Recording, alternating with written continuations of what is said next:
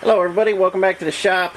I'm setting up some hubs here for Brian's axles. I'm just about finished with his front end, just got to do some brakes, and I'm tearing into the rear end. So I was going to get his front hub set up, and just another short video with a tip for you today. I've got the cups in this one, everything went fine. And it doesn't happen very often, but sometimes it does happen, and I'm going to show you how to fix this. Now I've got some black marks on there just so you could see. That cup started going in tight, and then it got to the bottom surface there, and now it's loose. You can see it's moving. So you don't always have to throw your hub away in this instance. The other side bearing is nice and tight.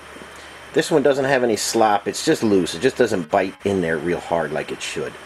So we're going to go after that and fix that, and I'll show you what I do in this instance. Hang in there with me, and I'll be right back with you. Okay guys, what we're going to do is bond that cup into the hub. There's a few different choices you have there that work pretty good. You got your Permatex sleeve retainer. I don't generally use this on cups, but if you're in a pinch, that'll work. You got the old red Loctite 271. Again, that will work for very small. If you don't have a lot of slop, that'll work just fine. And what I like to use is Permatex Bearing Mount. Now this bearing mount comes in regular bearing mount, relaxed fit, and one size bigger than that. So you could take up, in the big one, you could take up to like a 40 thousandths discrepancy. I keep the relaxed fit around because that's what does most of my stuff. And that's part number 68050, and that works good. Now I've taken the cup, I've cleaned it down with acetone. I've cleaned the inside of that with acetone, and we're just going to give it a wipe. We'll put a little bit down in the bottom, and we're going to put some on the cup. And you don't need a lot, you just need a thin film like that. You don't need a lot. And then we're quick going to get on that. I'll take it over, and we'll bang that right in. Hang in there. Okay guys, with our bearing mount on there, I'm going to drop that guy in there. Like I said, it was a snug fit up here, and then we kind of lost it down at the bottom, and that happens sometimes. It's not a big deal. Alright, now we're gonna, that's in there, we're gonna let that sit, and we'll come back in a few minutes after it sets up real fast. I'll come back in a few minutes. I'll show you how secure that is.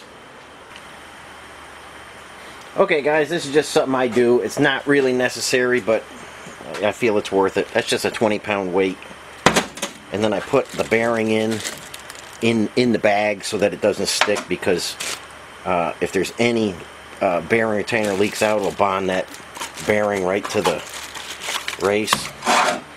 Okay, let me try and zoom you in there. I'm going to show you there's absolutely no movement in that cup. Don't think of this as a band-aid or anything like that. This is a permanent fix.